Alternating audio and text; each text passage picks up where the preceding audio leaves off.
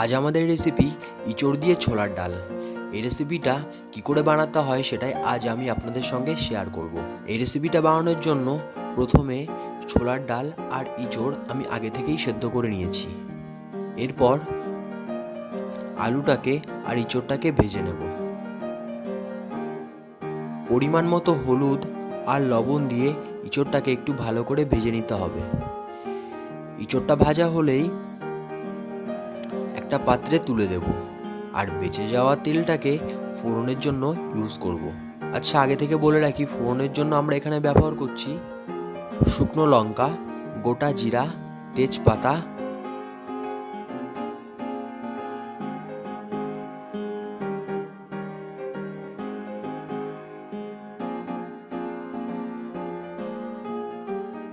কাঁচা লঙ্কাটা দিয়ে মশলাটাকে ভালো করে ভেজে নেব।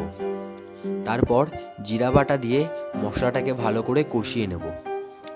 মশলাটা কড়াইতে যাতে না লেগে যায় তার জন্য অল্প পরিমাণে জল দিয়ে মশলাটাকে ভালো করে কষিয়ে নেব।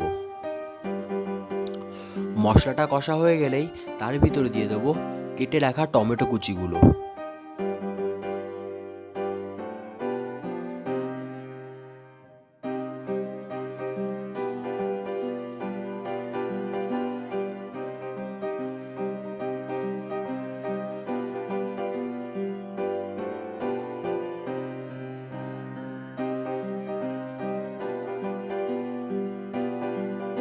এরপর আলুগুলো দিয়ে মশলাটাকে ভালো মতো মিশিয়ে নেব।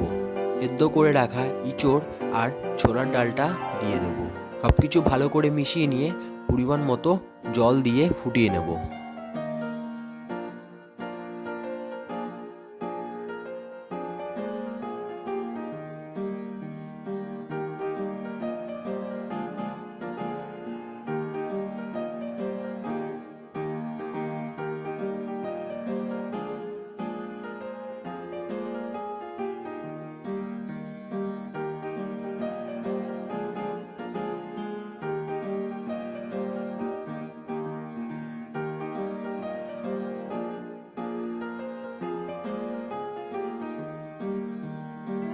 তারপর সবশেষে ঘি আর গরম মশলা দিয়ে নামিয়ে নেব।